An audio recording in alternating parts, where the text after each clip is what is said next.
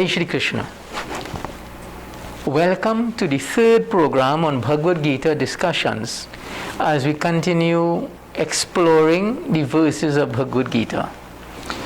In the first two programs, we focused on chapter 1. Before moving forward, there is a question that arose. One of our viewers sent this question in, asking for further explanation and further information on the sunks that were blown on the battlefield. So at this point, I will invite our guest, our Pandit Vickramaditya Maharaj, who is the consultant to the International Gita Forum and senior Pandit in Trinidad and Tobago, who is going through these verses in this series with us. So Panditji, let's answer this question firstly, expanding it on the sunks that were blown on the battlefield in chapter 1. In chapter 1, the names of the sunks that were mentioned was only 6. Panchajanyam, Lord Krishna. Devadattam, Arjun. Paundra, Bhim. Ananta Vijaya, Yudhishthira. Nakul and Sahadev, Sagosh and Manipushpak. Those were the names, those were the only sunk names that were mentioned. Interestingly, none of the sunks of Duryodhan or his followers were mentioned. None was mentioned. Yeah.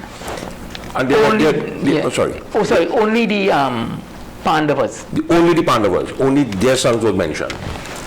Sorry. Now the origin of these songs, Lord Krishna, when he was a student in the Gurukul, after he had finished his learning, he approached the Guru, Sandipani Muni, and says to him, "O Guru, now that I have completed my studies, I should give you a gift." And the Guru said to him, "I don't want anything from you. But if you ask your godmother, maybe she might want something." And Lord Krishna really approached her. And she told him that she had one son. And this son had died, or he was drowned in a lake. If he could recover that child for her, which was a very interesting request. Because we all know, once you go to the great beyond, that's it. And Lord Krishna took it upon himself to go into this lake, and there he found what we call a sunk, a conch. Believing that the conch was responsible for the death of the child, he destroyed the conch, only to realize he made a mistake. Having made that mistake, he accepted that sunk to be part of his person, Panchajanya. So that is how he got his sunk, Panchajanya.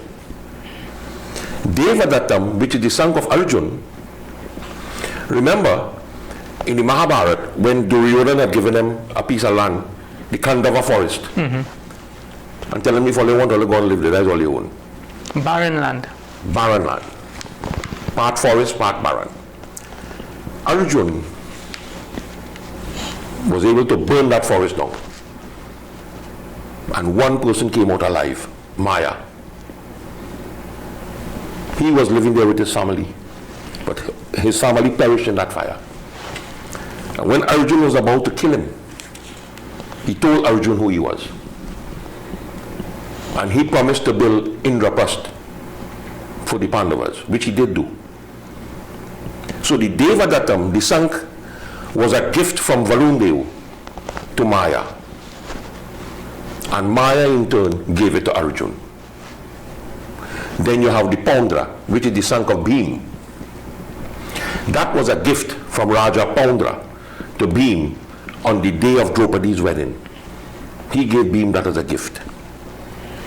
Ananta Vijayam, when the god of death, Dharmaraj, when he descended upon the earth, Lord Vishnu had given him Ananta Vijayam as a gift, that he will always be victorious. Sughosh, the son of Nakul, not much is mentioned about it except that in the Mahabharata, in the Bhisham Parva, chapter 25, verse 16, that the name of that Sankh is mentioned. Okay. The Mani Pushpak, also in the Bhisham Parva, same verse, 16 of chapter 25, not much is mentioned of it also. But to say that the Mani Pushpak, there's another explanation that it originated just outside the city of Dwarka. And if we analyze the two words, Mani is what? Gem. Pushpak is the forest. The forest south of Dwarka. So this gem originated in the forest south of Dwarka, and it was given to Sahadev.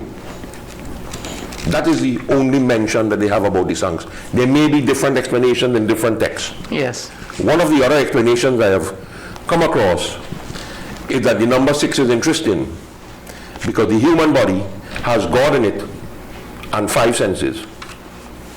5 and 1, 6. So the 5 Sankh of the Pandavas represent the Indriyas of the human. That when you overcome all these obstacles in your way, you get to the Panchajanyam, which is merging into the Supreme Brahm. That's a different explanation that is given. But we are sticking to what the Mahabharata has in it. And that is the explanation that the Mahabharata has given on the 6th Sankh that was mentioned in chapter 1 of the Bhagavad Gita. And just an observation, I was just reviewing the verses, and it's interesting. They did mention that Duryodhan blew his Sankh, but no name. And only the Pandavas and Krishna Bhagwan's Sankhs, they identify by name. So I trust our viewer who asked that question. Thank you very much. And remember, if you have any question, any inputs you wish to make, you can send us a WhatsApp at 784-9880, 784-9880, or you could call, if you wish to have a conversation, 652-1043. 652-1043, and WhatsApp only at 784-9880. So thank you again for this particular question. Now, chapter 1 started. Dhritarashtra asked, what did the sons of Pandu do together with his sons on the battlefield? Krishna Bhagwan places the chariot in the middle on the request of Arjuna. Arjuna, on seeing the family members, now went into a long dissertation trying to justify why he should not fight. And our first chapter ended at that point. So now I invite Panditji, let's begin chapter 2. Sanjaya Vach. Sanjaya says, Tam tata kripaya vishnam ashnu purna kulikshanam vishidanta midama vakya muvacha Madhusudana. Sanjaya says to the king that Madhusudan spoke these words to him, who was overwhelmed with compassion and drowned in distress, and whose eyes were drenched in tears of despondency. Now, a few interesting things crops up in this verse. One, Madhusudan. Why was he called Madhusudan in that particular verse? Madhusudan, we all know, is the destroyer of Madhu. Lord Krishna was now going to undertake the responsibility to slay that demon that is called doubt in the mind of Arjuna. Panditji, before going forward, let's just quickly, as it comes to mind, recap, because throughout the first chapter, even now in the second chapter, different names of Lord Krishna are used. Right? If we look at them, Madhusudan, Govinda, Rishikesh. There are 18 different names that were used to call Shri Krishna. There are 18 different names Keshav also that was used to call Arjuna. Arjuna had 18 names, Lord Krishna had 18 names. Arjuna asked 18 questions.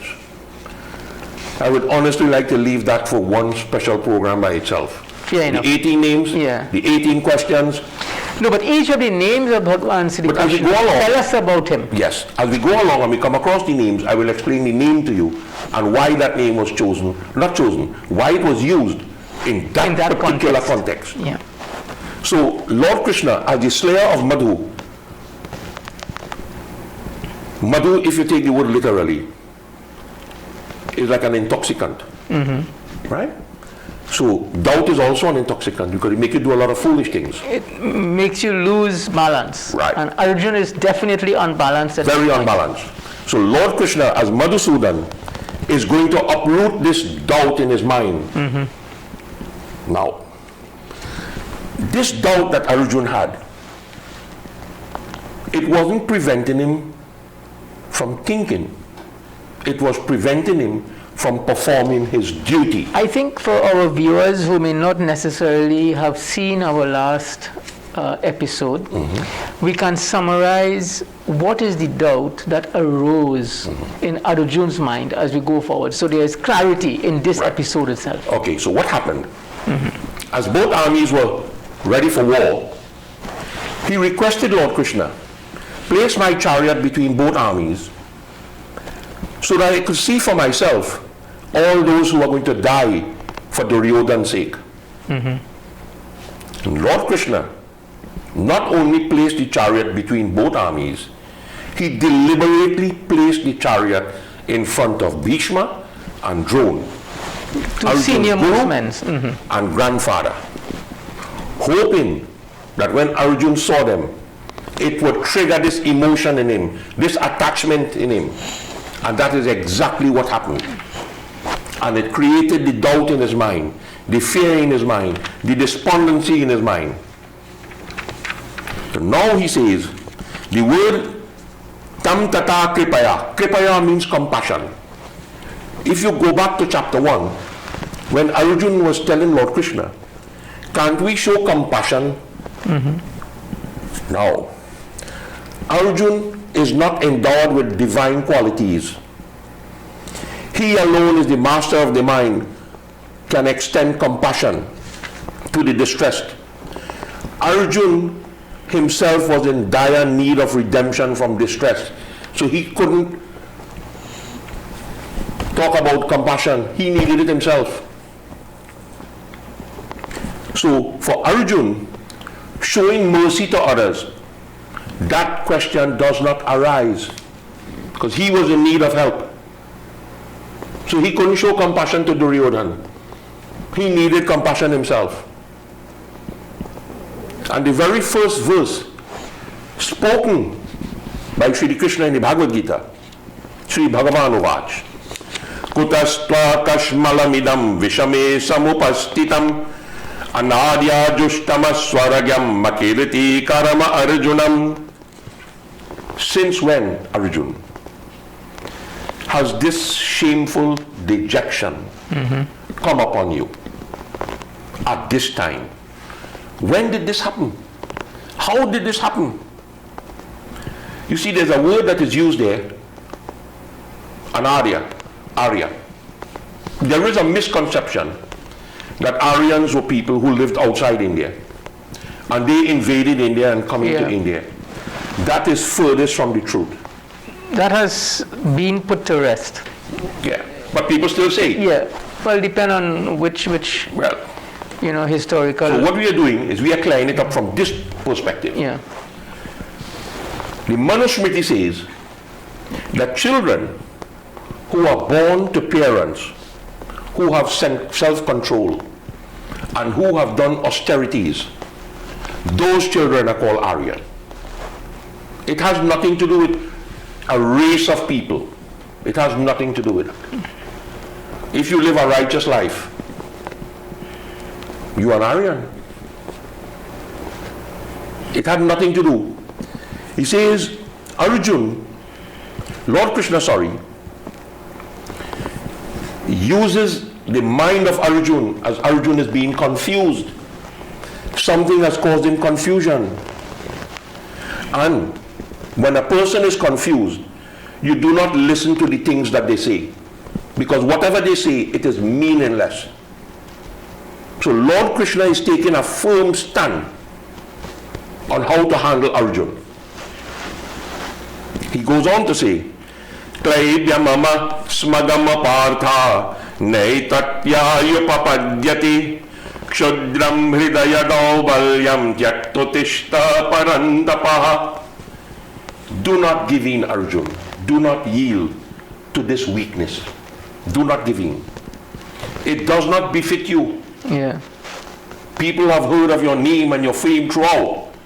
And look, you are the total opposite right now. This does not befit you.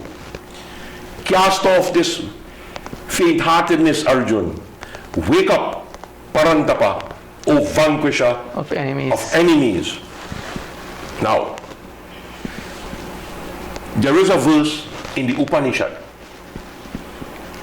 that Nayamatma Balahinena Labhyaha. It simply means the Atma cannot be realized by one who is weak. Now, that tells me that Lord Krishna is trying to re-strengthen the mind of Arjun so he could attain that divinity in him. He has lost it. Arjun has become faint-hearted from being an outstanding warrior, standing in the middle of the battlefield, faced with a need to do his duty. He now is basically, from his words, what is he doing? He is justifying inaction. Yeah. He's justifying walking away from his duty. Yeah. And Sri Krishna responds in this way. This is how Lord Krishna is responding to him. Hearing these words now, Arjun himself responds. And he says to Shri Krishna, Kattama Bhishma Maham Sankhe Drona Macha Madhusudana Ikshubi Pratiyotshyami Pujaya Arishudana. O slayer of Madhu. He doesn't call Shri Krishna again. He calls him O slayer of Madhu. Meaning that, listen, you kill a lot of people already, so this is normal for you. That is the problem most people have in this world. If ever they find themselves in difficulties, rather than try to deal with it, we try to shift the blame. Well, it's their fault that I end up in this predicament. You understand? If you walk in the road and you get wet, why blame the weather news for not telling you it had rain? You're still wet. Whoever you blame for it, it doesn't change the reality. O slayer of enemies, how shall I pick up a bow and arrows and attack Bhishma and attack Drona? Bhishma is my grandfather. Drona is my guru. He taught me everything. How can I fight with them? Well, he's saying these people are worthy of his reverence. Well, he was worshipping them his whole life. Yeah, and now he's now arguing, how can I fight them? Yeah. He goes on to say, in a different style of writing, and that is what made Vyas unique. Vyas had quite a few styles in writing. And we have come to understand over the years that when he wanted a second opinion in his mind, he would lengthen a verse. So you will get time to think, to know what to come in the next verse. So he begins one of the lengthy verses of the Gita when he says, Guru nahatvaji mahanubhavan shreyo bhoktam vekshamapi haloke hatvartakamastu guru nihaiva Bunjeya bhoga narudira pradigadam. Arjun now says, it is better for me to eat, beg for food and eat that food, than to slay, to destroy great souls, great masters, because they were really masters. Bhishma was a master. Drona was also a master. And if I kill them, my enjoyment of wealth, my enjoyment of the desires of the world will all be stained with blood. So here, Arjuna is saying something very interesting. if I kill them. So at least he had in his mind the ability to kill them. He is saying he has the ability to kill them. And something caused him to go off track. He further responds, Nachaita vidma karatarano gadiyo yadava jayem yadevano jayeyu yani vahatva najiji vimashti vastitaha pramukidhar tarashtraha. Whether I conquer them in this battle or whether they conquer us, I do not know which is better for me. The very sons of Dhritarashtra who stand before us after destroying them, should I really want to live? Should I really want to continue in this world to have this stigma attached to me that I have wiped out my own flesh and blood? No, these are just rumblings of Arjuna. None of these things, according to the Gita, makes any sense. But the next verse is the verse that I have listened to hundreds of times from different authorities, different scholars on the Gita, and they all have one thing in common about this verse, which we will discuss. Karapanya dosha prahat swabhava Prichami tvam dharma sanamodacheta yatre yasya nishtitam broghitaname sheshyaste hamshadima tvam prapananam. My nature is way down. My mind, my heart is very weak. Today my understanding is confused about dharma, duty. I do not know what is my duty. I beg you, O Lord, tell me what is good for me. I am your disciple. I am a child in front of you now. You instruct me from here. Tell me what to do and how to go about it. You see, Arjuna is in a crossroad, and very few people understand there's a big difference between what is pleasant and what is good. There's a big difference in the two. It sounds like two nice things, but it's two totally different things. Arjuna is that crossroad, and he doesn't know what to do, and that is the lesson. When we find ourselves at crossroads and we do not know which way to go, that is when we need someone to guide us. I think importantly what he is saying, he is accepting in his own mind that Krishna Bhagwan has the answer for him. Yep, that is one of the ways to look at it. The second way to look at it, he's also admitting that something is wrong with him and he needs help. Yeah. So the first message is, if you need help, you need to go and admit you're wrong first. You need to recognize that you need to recognize that you have a problem. If you cannot recognize you have a problem, nobody will help you. Nobody is going to help you. You have to admit it to yourself. And he has admitted it. And having admitted it now, he now turns to the Supreme. You have to guide me through this. Now maybe this is the reason why Arjuna chose Lord Krishna as his charioteer. Now remember, I mean, just for our viewers, this is an interesting point. At the time of deciding who will get resources for the war, both Arjuna and Duryodhan went to Bhagwan Sri Krishna. Yeah. And Duryodhan got what he wanted, which was actually the army of Sri Krishna. Because Krishna Bhagwan said, both of you are connected to me. I will come on one side unarmed, I will not fight, and the other side will get my army. And Arjuna is here, he chose Bhagwan Sri Krishna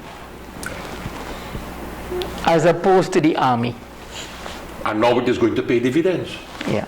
And Duryodhana laughed because Duryodhana wanted the army. He wanted the army. He didn't want Lord Krishna on his side. Remember the day when Krishna went to make peace, Duryodhana tried to lock him up, you know. Yes, that's an interesting episode. He tells Duryodhana, boy, don't even go down that street. Yeah. Don't even try to do what you are thinking about doing right now. You will not understand the consequences you'll face for that. So, the experts in the world who are on Bhagavad Gita, have all said the same thing.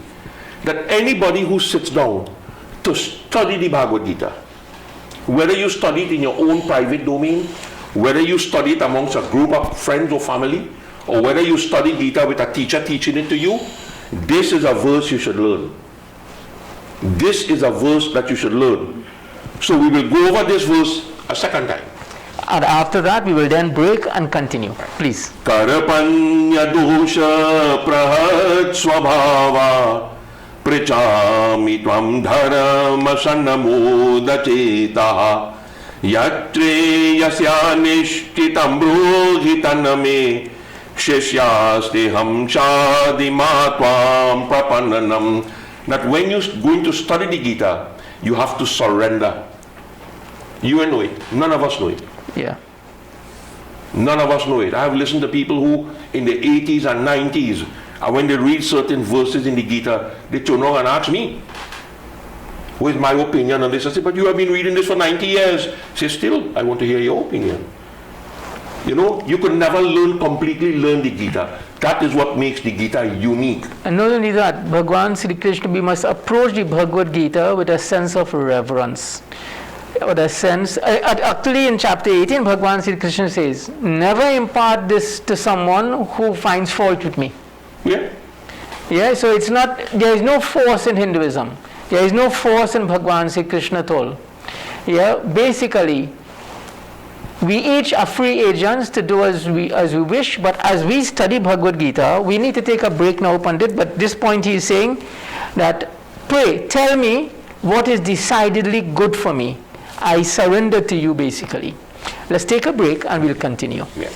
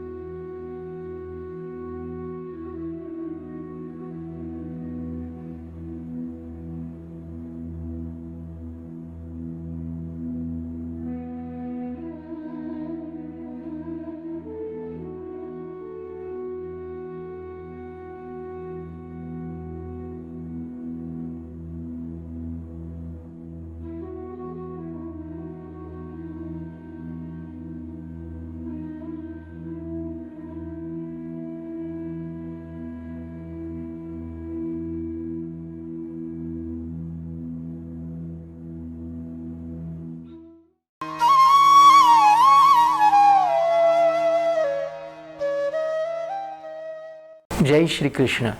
Welcome back to this program, Bhagavad Gita Discussions, which is a production of the International Gita Forum Caribbean and IETV. We are on chapter 2, at this very important verse, chapter 7. We now return, Panditji, as we continue from this point. Most of the experts on the Gita have recommended that this verse is called the perfect prayer, the perfect mantra. All the experts have said it, that if you keep chanting this verse all the time, it really opens up your mind, your intellect. Arjun further states, Nahi prapashyami mama panudyad yacho kamucho shanamindriyanam uvacha bhuma vasapatnamiddam rajam suranam apichadipatyam. He says, O Lord, the more I think about this, is the more I am delving deeper and deeper into grief, the more I think about it. My senses have been burnt out.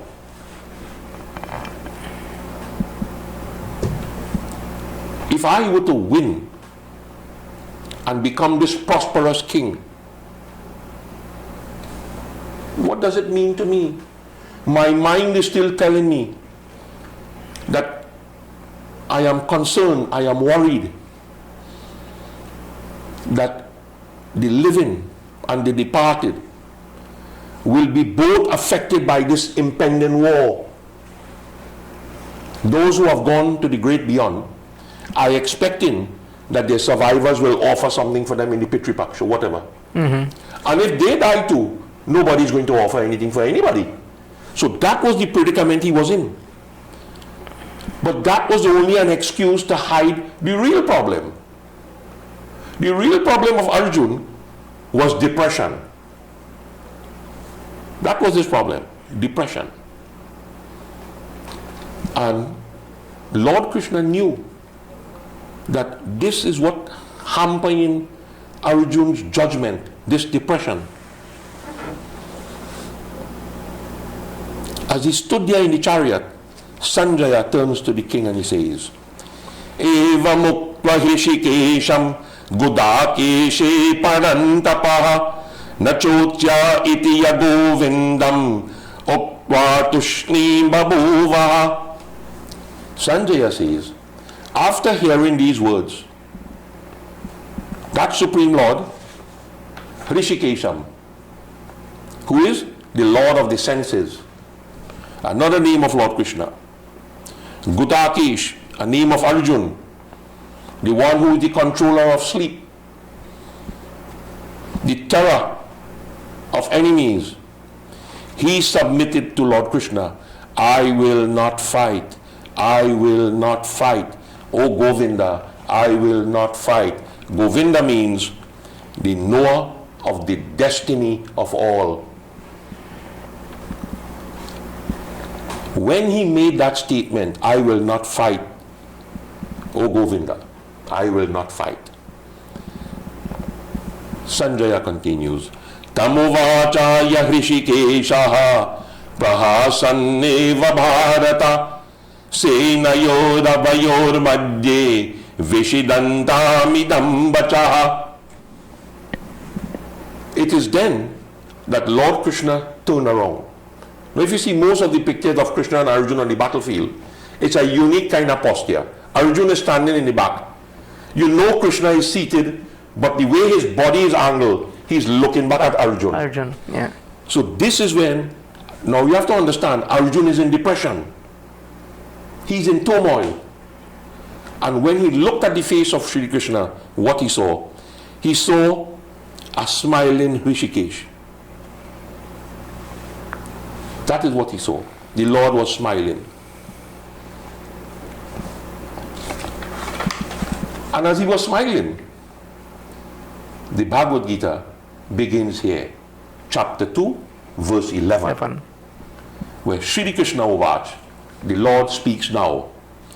Ashotyanan vasochaspam pragyavadashta bhashasi gatasun gatasunshta nanusochanti yapanditaha. O Arjun, you grieve for those whom you should not grieve for, and yet you speak words of wisdom. I say to you, a wise man will not grieve for the living, nor does he grieve for the dead.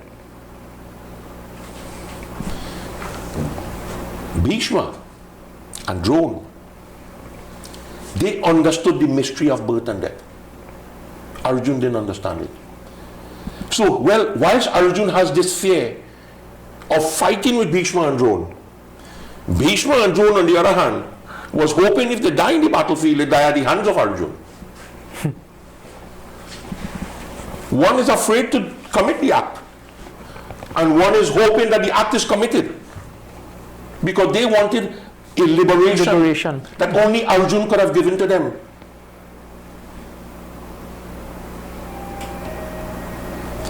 Now Lord Krishna now says to Arjuna, these words that you are speaking, it sounds that this argument you are putting up is a wise argument. Yeah. But in truth and in fact, this is not intelligence. This is not wise words, Arjuna. He says, the Bhagavad Gita is really about 18 steps to God realization. 18 chapters, each one is a different yoga. And the first step in yoga, Arjuna, you have lost it. You are thinking one way, you are speaking one way, and you are acting in a different way. So where are you really going? Your words going east, your mind going west, and your actions going south. So you are totally confused. He says, Arjuna, Natvevaham jatunasam natvamanimi janadipaha nachaiva na bhavishyamaha sarve vayamataha param. First thing, you and I. Now we didn't talk about anybody else. Lord Krishna's main concern here is Arjuna. He says, you and I. And then, all these warriors, all these princes who are here on this battlefield, this is not the first time we are here. This is not going to be the end. And we will never cease to be. We will always be here in the future. Now, this raises a very interesting concept. A concept of reincarnation. Mm-hmm. That some people believe, eat, drink, and marry, when I die, that's it. I've heard people say that when I die, I don't want my children to do nothing for me. Right? You really don't know what you're saying. You're a confused human. You're confused if you could say something like that. There are many experts. There's a guy they call James Van Praagh, who wrote a book called Talking to Heaven. Read that book. Read Dr. Brian Weiss, Many Lives, Many Masters, where he has hypnotized people, patients, and they were able to go back into their past life, BC. I think this is a very important point we are at here, and where Hindu philosophy needs to be looked at and understood, where we do not see time as linear, where there is a point we are born, which then suggests before that point we didn't exist, and then there is a point we die, after which we don't exist. There are philosophies that are like that. You're born, you live, as they say, you have one life to live. When you die, they say, oh, rest in peace, as though you're going to rest for eternity, whatever that means. That's not Hindu philosophy. No. Because there never was a time, Sri Krishna is saying, that you didn't exist or I didn't exist. And we should probably, we'll develop on this as we go further, without breaking from the trend of what Krishna says, Bhagwan says. You see, what is causing the confusion is people cannot understand that how you exist in a body that is perishable. But the Atma is not. If I carry home a ripe mango, a half-ripe mango, and the person who gives it to me tell me, hey, this mango really, really sweet, but you have to wait until it ripe properly. Human nature tells me, by tomorrow I will forget that mango. And it might rotten on me. How can I eat it? But I take the same seed and I plant it in the ground. The mango which has become rotten is unfit for human consumption. We agree on that. For me to get the taste of that mango now, I have to plant that seed and wait so many years to get that taste back. So what really dies? The physical dies. The physical goes through certain changes, and when we have come in this universe, in this world, sorry, we have brought with us what is called Sanchita Karma. Sanchita Karma is those actions we have committed in the past that we have come to reap them now. That is why you are born who you are and I born who I am. And then you have something called Prarabdha Karma. The actions that we perform now, that we reap the benefit now. If I am practicing a cricket match, and I'm playing on a concrete strip without a pair of batting pads, I made that choice. So when I play the shot, I miss the ball and the ball hits me on my knee. When do I get the pain? When I die? You get the pain right away. So your action, you are paid for that right away. That is called prarabdha karma. And then you have certain karmas you perform that the benefit of that karma goes into the karmic bank that you carry into your next life, which is called agami karma.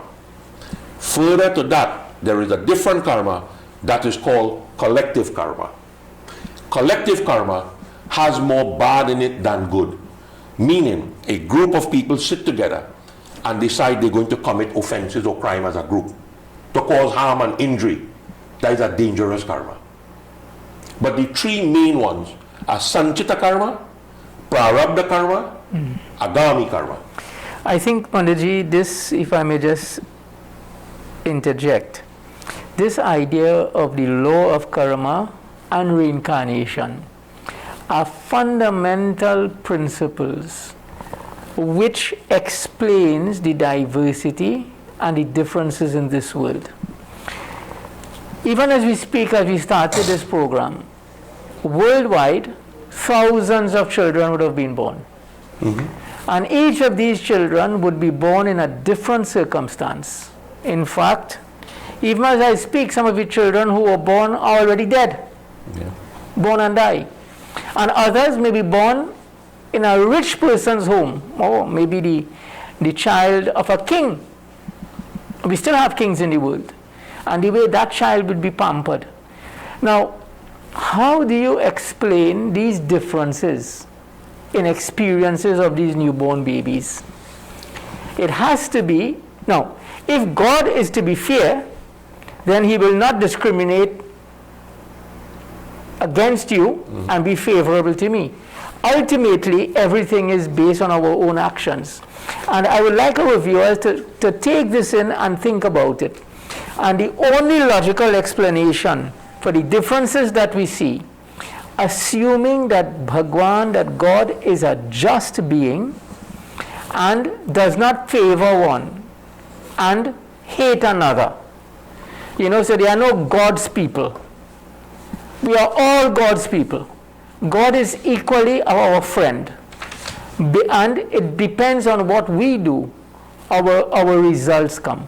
Panditji has just spoken about karma. We cannot deal with it all in one sitting, but I would like you as a thinking, rational human being to understand that Bhagwan says to us in this verse, there was never a time that we did not exist, and there will never be a time that we won't. Panditji. Right. I have read in a different scripture, different religious teachings, where a child was born blind. And they approached the Lord who was on the earth at that time and asked him, is it the sin of the mother or the sin of the father that caused this child to be born blind? And his answer was, it is not the sin of the mother and it is not the sin of the father. Then whose sin it was? The child brought it with him. There is a verse in chapter 9 of the Gita, Samoham sarva bhuteshu navishtosti na priya.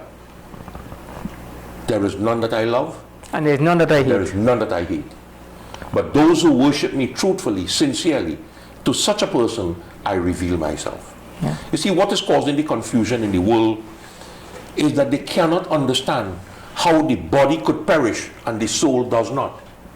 The next verse kind of hints to the answer. Dehi nasmin yata dehe kaumaram yauvanam jara tada dehantara praptir dhirastrahna mukhyati.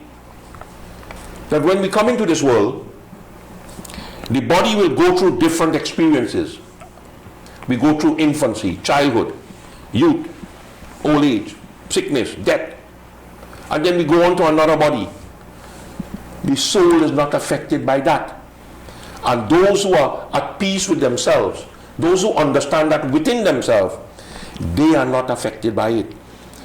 That people have not understood.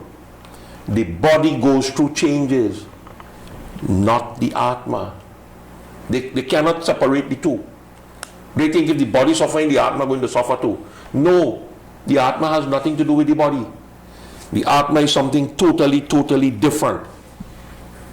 The purpose, if you have the Atma, it means you are alive. If you don't have it, you're gone. And when the Atma fed up with you, he leaves you and go on.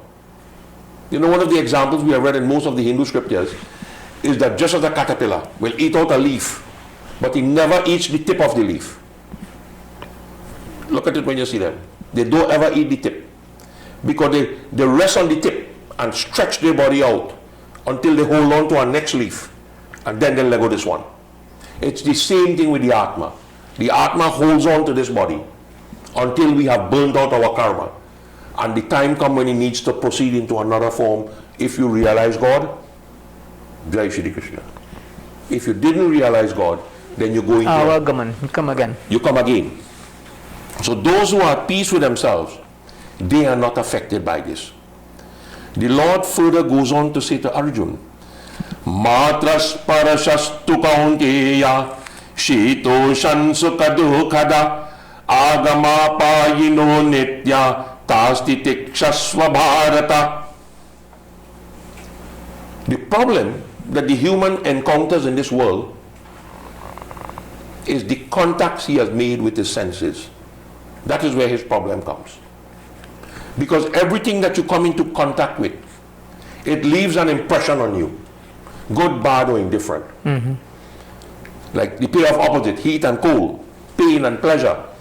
The senses will go through everything. When you become attached to people and people depart from this world, it has a toll on you. It shakes you up. It affects you. Yeah? So, but if you are not attached, and you know, well, listen, we're going to die one day. So you know what? We here, let me enjoy our life as best as we could. Let me try to focus on God. Let us try to pray and hope for the best. When the separation comes, it doesn't be as painful. So Lord Krishna is saying to him, whatever comes your way in life, Arjun, you must bear it patiently, because nothing in this world is permanent. Happiness is not permanent. Pain is not permanent. Pleasure is not permanent.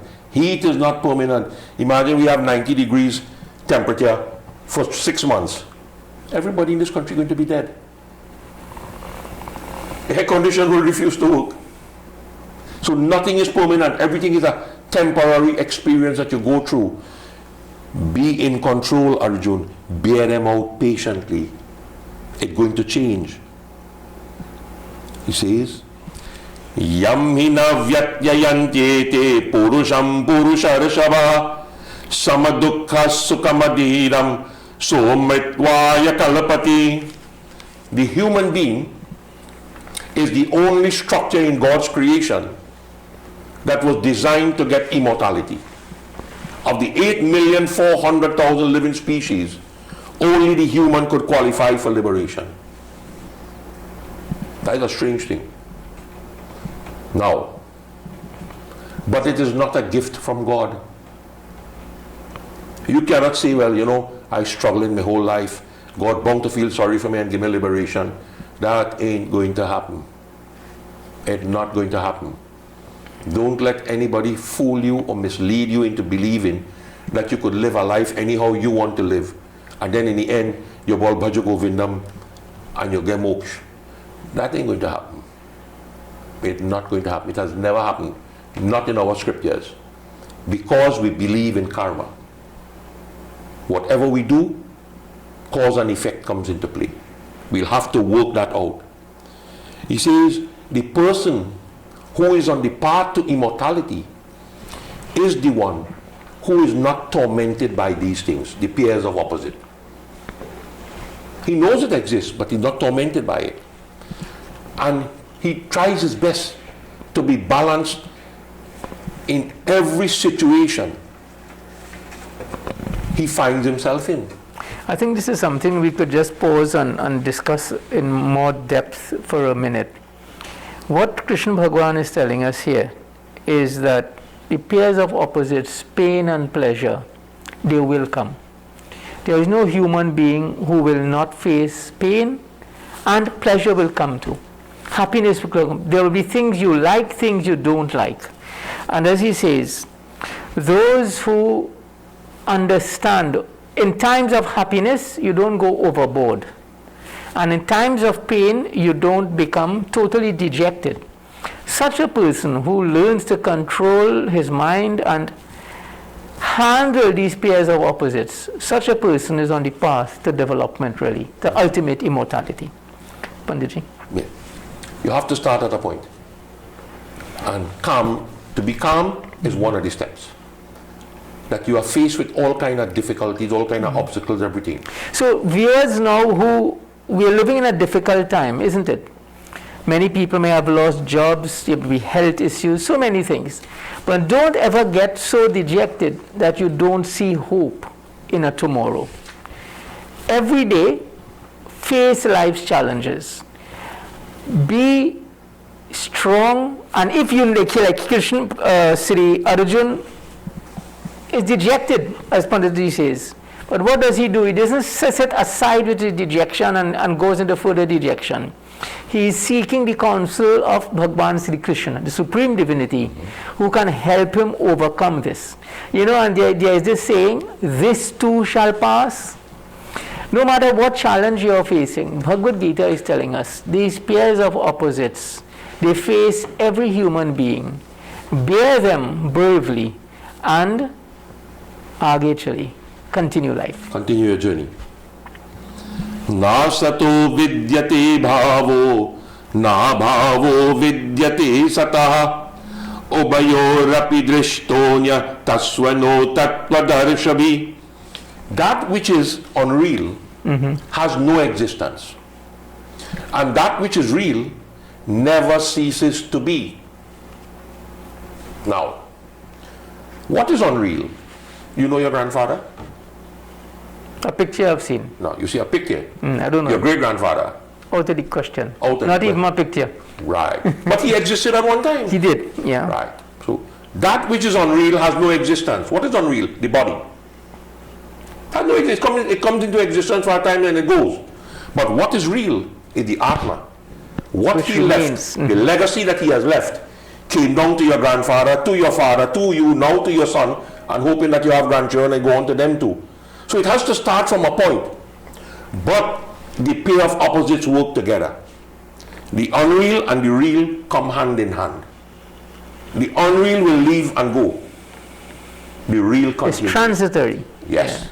That is why the last two words in that verse is Tattva Darshana. Right? Ubayorapi Drishtonya Tattva Darshabhi. You have to look at things and see the reality of it. See things in its true perspective. See the truth in it. Don't just look at it and say, okay. You must try to find that truth. That is why the Gita is also called Tattva Darshana. It's also called by that name. It reveals the truth to those who seek it. The Gita is not going to reveal itself to you. You have to search into it. And the more you have search, to make the effort. You see what people don't understand? Life is about what? One thing. Life is about experiment. We experiment in life. You know, when I was growing up, there was a thing called a flit gun. You know that flit gun? No, I don't. All right. It's a can that you open and you fill it with a chemical. Okay, and you spray it? No, and you pump it up. Okay. To kill cockroach and all mosquitoes and all kind of things. You sound like advertising for No. there. I'm not advertising. I'm showing you experiment. The experiment was, my brother and I will be pumping and pushing, and he would light a grain of match here. Right? So the fire will run. We were not smart enough to know the fire don't run in one direction. It runs in both directions. So when it comes back to the can, boom, experience. We learn not to do it again. So everything in life is an experiment until we get it right. Getting it right means from all the mistakes we have made, we have finally surrendered now, like Arjun, surrendered to Sri Krishna, and he is now going to uplift me out of this predicament. And on that point, we have run out of time for this program. we would stop at this point and continue from, this is verse 16, chapter 2. So thank you very much for viewing, and we will continue our discussion. Remember, if you have any questions, any comments, particularly questions that you may wish us to address, we invite you. You can call on 652-1043, or you can WhatsApp your questions to 784-9880. I am Pandit Maniedeo Persad. With me, Senior Pandit Vickramaditya Maharaj. On behalf of the International Gita Forum Caribbean and IETV, I thank you, and we meet again in our next episode. Jai Shri Krishna.